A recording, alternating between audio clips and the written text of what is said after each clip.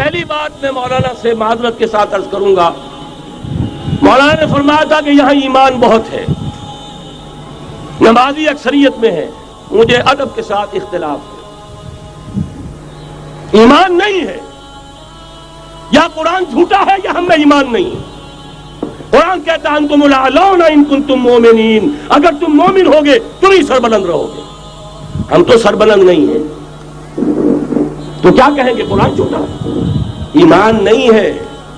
ہمیں موروثی عقائد مل گئے ہیں اپنے والدین سے، ہم by birth accident of birth مسلمان ہو گئے ہیں، ہم نے اسلام کی کوئی قیمت نہیں دی ہے، اسلام کو کوئی تکلیف جھیل کر اپنے لیے اختیار نہیں کیا ہے۔ پہلا مرحلہ ہے یا ایھا الذین آمنوا آمنوا باللہ ورسولہ والکتاب الذی نزل علی رسولہ، اے ایمان والو ایمان لاؤ۔ ایک درجے میں تو ایمان والے ہو کہ اقرار باللسان کر رہے ہو، آمنت باللہ کما ہوا باسمائہ وصفاتہ وقبلت جمیع احکامہ، اقرار باللسان وتصدیق بالقلب۔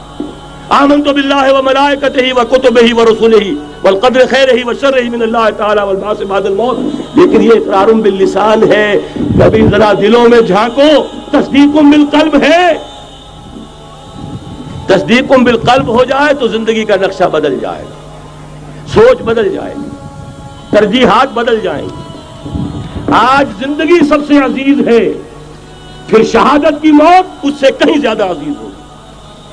نشان مرد مومن بات گویم جو مرگ آئے تبسم بر لبے اوست۔ تو پہلا مرحلہ ہے ایمان کی تجدید، ایمان کو تازہ کرو، ایمان کو تازہ کرو، اور اس کے لیے منبع اور سرچشمہ قرآن حکیم۔ هو الذی ينزل علی عبدہ آیات بینات لیخرجکم من الظلمات الی النور۔ قرآن سے ہی لوگوں کو بلاؤ، تلاوت آیات کے ذریعے سے لوگوں کو کھینچو، یہ میگنیٹ ہے جو سلیم الفطرت لوگوں کو کھینچ لے گا، پھر اسی کے ذریعے سے تزکیہ کرو۔ یا ایھا الناس قد جاءتکم موعظۃ من ربکم وشفاء لما فی الصدور، تمہارے سینوں کے اندر جو روگ ہیں ان کا علاج بھی یہی قرآن ہے، پھر اسی کی تعلیم دو۔ یتلو علیہم آیاتہ ویزکیہم ویعلمہم الکتاب والحکمہ، یہ پہلا مرحلہ۔ دوسرا مرحلہ جو ایمان اپنا تازہ کر لیں، شعوری طور پر اللہ، آخرت، رسالت، قرآن، محمد الرسول اللہ کی ختم نبوت، اس پر ایمان لے آئیں شعوری طور پر، تجدید ایمان۔ نوٹ کر لیجئے سورہ نساء کی وہ آیت، یا ایھا الذین آمنوا آمنوا باللہ ورسولہ، ایمان لاؤ، اے ایمان والو ایمان لاؤ۔ جو لوگ یہ مرحلہ طے کر لیں وہ بنیان مرصوص بنے بیعت کی بنیاد پر۔ لیکن بیعت کون سی؟ بیعت جہاد۔ یہ جو بخاری شریف میں ترانہ آیا ہے صحابہ کرام کا، غزوہ خندق میں جب صحابہ کدالیں چلا رہے تھے، خندق کھودی جا رہی تھی، تو ان کی زبانوں پر ایک شعر تھا، نحن الذین بایعوا محمدا علی الجہاد ما بقینا ابدا، ہم وہ ہیں جنہوں نے محمد سے بیعت کی ہے جہاد کی، جب تک جان میں جان ہے جہاد جاری رہے گا۔ یہ جہاد کی بیعت، سید احمد بریلوی رحمۃ اللہ علیہ نے پہلے بیعت لی تھی بیعت ارشاد، پھر بیعت لی بیعت جہاد، اور اسے کہا یہ سلسلہ محمدی ہے۔ سلسلہ چشتیہ میں بیعت ہو گئی، سلسلہ سہروردیہ میں ہو گئی، سلسلہ نقشبندیہ میں ہو گئی، سلسلہ قادریہ میں ہو گئی، اب آؤ بھائی سلسلہ محمدیہ میں بیعت کرو، اور سلسلہ محمدیہ جہاد کی بیعت ہے۔ نحن الذین بایعوا محمدا علی الجہاد ما بقینا ابدا۔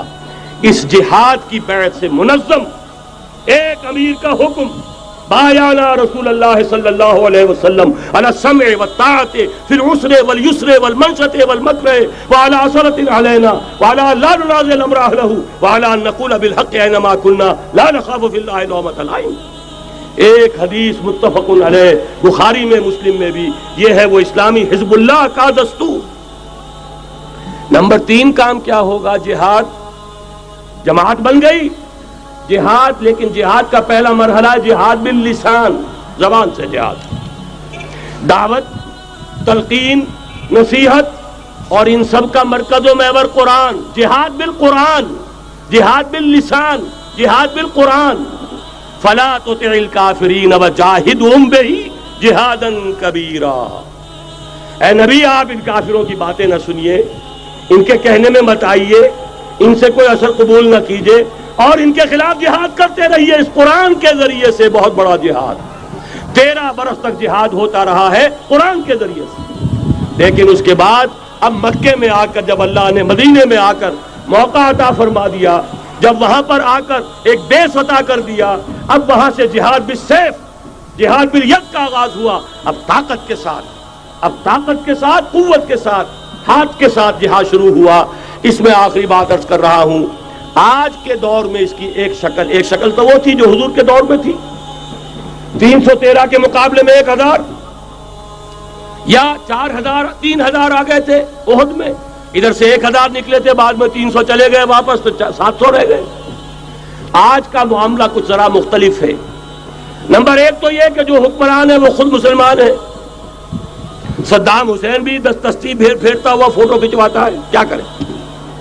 بے نظیر بھٹو کو بھی کسی نے آج تک کافر تو نہیں کہا، چاہے وہ کفریہ کلمات کہتی رہتی ہے۔ اسلامی شاعر کا مذاق اڑانے کے بعد اور کون سی کسر رہ گئی؟ لیکن فتویٰ کسی نے لگایا نہیں۔ اسی طریقے سے حسنی مبارک کو بھی کسی نے نہیں کہا کہ کافر ہے۔ لہذا مسلمان ہی حکمران ہے نمبر 1۔ وہاں یہ تھا ایک طرف کافر، ایک طرف اہل ایمان، کلیئر کٹ جو ہے معاملہ موجود تھا۔ دوسرے یہ کہ یہاں سٹینڈنگ آرمیز ہیں، پیراملٹری فورسز ہیں۔ وہاں کیا تھا؟ ادھر بھی والنٹیئر، ادھر بھی والنٹیئر۔ کوئی سٹینڈنگ آرمی، کوئی ٹرینڈ آرمی موجود نہیں تھی۔ 313 بھی والنٹیئر تھے، 1000 بھی والنٹیئر تھے، البتہ یہ کہ اسلحہ کا فرق تھا۔ لہذا آج کی دنیا میں معاملہ، اس کی ایک مثال ایرانیوں نے پیش کر دی ہے، اور وہ ہے یک طرفہ جنگ۔ غیر مسلح، پرامن، منظم احتجاج، سڑکوں پر نکل آئیں گے جب طاقت ہوگی، جب نہیں چلنے دیں گے اس نظام کو، نہیں دیں گے ٹیکس، نہیں چلنے دیں گے ان بینکوں کو، پکیٹنگ ہوگی، گھراؤ ہوگا، نہیں چلنے دیں گے، سود حرام ہے، اللہ اور اس کے رسول کے خلاف اعلان جنگ ہے، نہیں چلنے دیں گے۔ لیکن اس کے لیے پہلے طاقت ہو، صداقت کے لیے جس دل میں مرنے کی تڑپ، پہلے اپنے پیکرے خاکی میں جان پیدا کرے۔ محمد عربی نے مکے میں نہیں شروع کر دیا تھا جہاد صلی اللہ علیہ وسلم، حالانکہ 150-200 آدمی تو وہاں بھی موجود تھے، لیکن یہ کہ نہیں، آپ حالات، عالم اسباب ہے، اس کا جائزہ لے کر کوئی قدم اٹھائیں گے۔ قرآن میں خود کہا گیا ہے، اے مسلمانوں پہلے تم 10 پر 1 بھاری تھے، اب تمہارے اندر الآن فیکم ضعفا، اب کچھ کمزوری آ گئی ہے، اب 2 پر 1 بھاری رہے گا۔ لیکن کمزوری اسی وقت آ گئی تھی، اوسط جو ہے کم ہو گیا۔ نئے جو مسلمان ہوئے تھے ان کی وہ پختگی تو نہیں تھی جو مکے کے مہاجرین کی تھی، جو ان آزمائشوں کی بھٹیوں میں سے گزر کر آئے تھے، جو کندن بن کر نکلے تھے ان آزمائشوں کی بھٹیوں سے۔ لہذا جان لیجئے آج کے دور میں جہاد بالید یک طرفہ جنگ کی صورت میں ہوگا، اور اگر ایرانیوں نے کر کے دکھا دیا تو ڈوب کر مر جانے کا مقام ہے سنی مسلمانوں کے لیے کہ وہ نہ کر سکے۔ جب بھی میں بات کرتا ہوں کہتے ہیں یہاں نہیں ہو سکتا، کیوں؟ یہاں کوئی صاحب ایمان نہیں، یہاں کوئی صاحب غیرت نہیں، کوئی صاحب حمیت نہیں، میرے نزدیک جھوٹ ہے۔ جانے دینے کے لیے تو نظام مصطفیٰ میں بھی آ گئے تھے، نام نہاد نظام مصطفیٰ تحریک، ہر جس نظام مصطفیٰ تحریک نہیں تھی وہ صرف بھٹو کے خلاف ایک تحریک تھی، ورنہ ولی خواہ ہو، پیر پگاڑا ہو اور اصغر خان صاحب ہو، یہ نظام مصطفیٰ کے ماننے والے، قائم کرنے والے، وہ صرف بھٹو کے خلاف تحریک تھی۔ لہذا اس میں بھی مسلمانوں نے جانیں دے دی، تو اب آپ سوچئے کہ پھر کوتاہی ہماری ہے، ہم نے راستہ ان کے سامنے رکھا نہیں، بات واضح کی نہیں، لوگوں کو عمل کے لیے ابھارے، راستہ بھی تو دکھائیں۔ نمبر 1 ایمان کی تجدید بذریعہ قرآن، وہ جنس نہیں ایمان جسے لے آئیں دکانیں فلسفہ سے، ڈھونڈے سے ملے گی عاقل کو یہ قرآن کے سیپاروں میں۔ مولانا ظفر علی خان کا ایک شعر پہلے پڑھا تھا میں نے کہ نور خدا ہے کفر کی حرکت پہ خندزن، پھونکوں سے یہ چراغ بجھایا نہ جائے گا۔ انہی کے شعر پر تقریر ختم بھی ہو رہی ہے۔ ایمان کا منبع اور سرچشمہ قرآن، وہ جنس نہیں ایمان جسے لے آئیں دکانیں فلسفہ سے، ڈھونڈے سے ملے گی عاقل کو یہ قرآن کے سیپاروں میں۔ تجدید ایمان بذریعہ قرآن، اجتماعیت بذریعہ بیعت، بیعت جہاد، بیعت سم و طاعت فی المعروف۔ نمبر 3، جب تک طاقت کافی نہیں ہے جہاد باللسان، کہو تو صحیح یہ فحاشی خدا کے لیے ختم کرو، کہو تو صحیح اخبار والوں سے جا کر ہاتھ جوڑ کر یہ کیا تم رنگین تصویریں شائع کرتے ہو نوجوان لڑکیوں کی، یہ کون سا تمہیں ثواب ہو رہا ہے، تم نے کس چیز کو ذریعہ بنایا ہے اپنی کمائی کا اور اپنی دولت کے حصول کا، کہو تو صحیح، نہ سنے۔ بہرحال اللہ تعالیٰ کے ہاں تمہارے کہنے کا یہ جو نہیں عن المنکر باللسان ہے تمہیں تو اجر و ثواب ملے گا۔ اور جب طاقت اتنی ہو جائے کہ ٹکر مول لینے کی پوزیشن میں ہو تو نکل آؤ، گھیراؤ کرو۔ شیعوں نے پاکستان میں بھی کر کے دکھا دیا، 50,000 نے جا کر سول سیکریٹریٹ کا گھیراؤ کر لیا۔ ابھی ماشاء اللہ جوان تھا، بوڑھا نہیں ہوا تھا، کل 3 برس، اور بڑے تنتنے کے ساتھ ضیاء الحق صاحب لے کر آئے تھے آرڈیننس، زکوٰۃ آرڈیننس۔ 50,000 نے جا کر گھیراؤ کیا، اگر ہمیں کمٹمنٹ نہیں دو گے کہ ہمیں ایگزمپٹ کیا جائے گا نہیں اٹھیں گے، مارو گولیاں، مارو جتنوں کو مارنا۔ چیف مارشل اللہ ایڈمنسٹریٹر کی ناک رگڑی گئی زمین میں، کمٹمنٹ دی کہ جی میں آپ کو کر دوں گا، ایگزمپٹ کر دوں گا، وعدہ ہے، تب اٹھے۔ یہ ہے راستہ کام کرنے کا، یہ ہے طریقہ، لیکن تنظیم ہو، موب نہ ہو۔ ایسا نہ ہو جو ہوا مالاکنڈ میں، بیچارے صوفی محمد صاحب کہتے ہیں میں نے تو کسی کو گولی چلانے کا حکم دیا ہی نہیں، یہ گولیاں ویسے چل پڑی، اور اس کے بعد ایک ایک مورچے پہ جا کر ہاتھ جوڑ رہے ہیں امیر صاحب کہ خدا کے لیے باہر نکلا اور نہیں آ رہے۔ یہ نہیں، سم و طاعت فی المعروف، جو حکم دیا جائے، حکم ہو حرکت کرنے کا تو حرکت کرے، اور حکم ہو رک جانے کا تو رک جائے۔ اگر یہ نظم جماعت نہیں ہوگا خیر وجود میں نہیں آئے گا، قربانیاں ہوں گی اور ضائع جائیں گی۔ چنانچہ ایک اخباری انٹرویو کی روح سے انہوں نے خود کہا یہ جانیں جو ہے شہادت کی نہیں ہے، جانیں ضائع گئیں۔ حالانکہ مجھے اختلاف ہے، اس کو کہنا یہ چاہیے تھا کہ جس نے بھی خلوص میں اگر غلطی کی ہے بہرحال اللہ کے ہاں اس کا جو ثواب محفوظ رہے گا، جان دینا آسان کام نہیں ہے، لیکن یہ ضرور ہے کہ نظم کے بغیر دی گئی ہے اس کا دنیا میں نتیجہ نہیں نکلے گا۔ تو یہ میں نے عرض کیا آپ سے 4 نکات: تجدید ایمان بذریعہ قرآن، اجتماعیت بذریعہ بیعت جہاد اور بیعت سم و طاعت فی المعروف۔ پھر جب تک طاقت کافی نہیں عن المنکر باللسان، مظاہرے کرو، لوگوں کو جا کر روکو، ہاتھ جوڑو، خوشامد کرو، باز آ جاؤ، منکرات کو چھوڑ دو، اللہ کے غضب کو دعوت نہ دو، اللہ کے غصے کو نہ بھڑکاؤ۔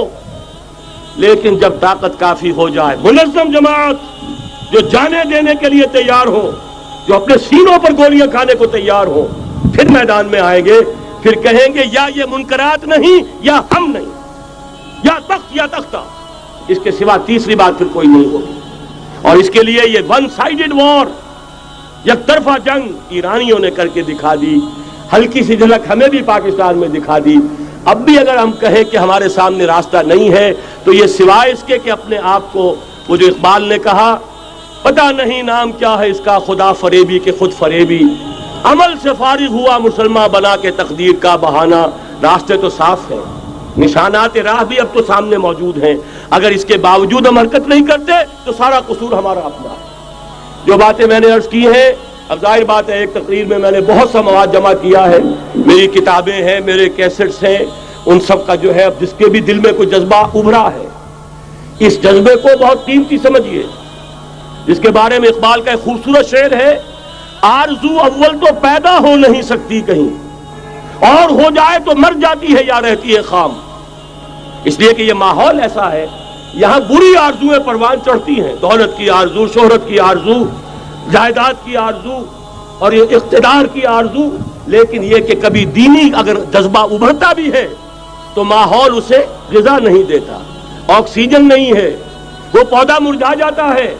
لہذا جس کے دل میں بھی وہ جذبہ ابھر آیا ہو اس کو مضبوطی کے ساتھ اس لمحے کو امر بنا دیجئے۔ ہندی میں الف لگانے سے برعکس ہو جاتا، امر، تل اٹل، امر بنا دے اس کو، یہ ہمیشہ کا ہو جائے۔ کہ اب اس پر عمل کا آغاز ہوگا، اور عمل کے آغاز کے لیے مزید اگر آپ کو سمجھنے کی ضرورت ہے، جیسا میں نے عرض کیا ہے، کیسٹس ہیں، کتابیں ہیں، ہمارے دفاتر ہیں، یہاں قریب آپ کے جو ہے وہ دفتر موجود ہے، وہاں سے لیجئے، عاریتاً لیجئے، خریدیے، پڑھیے، گفتگو کرنی ہو، میں اسی شہر لاہور میں رہتا ہوں، آئیے، بات کیجئے، سمجھیے، سمجھائیے، لیکن یہ کہ ایک عزم تو کر کے اٹھیے۔ وہ عزم کیا ہے؟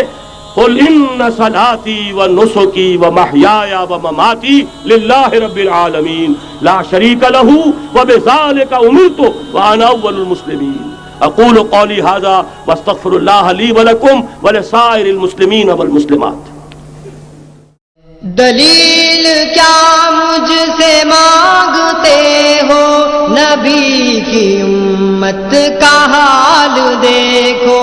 دلیل کیا مجھ سے مانگتے ہو، نبی کی امت کا حال دیکھو۔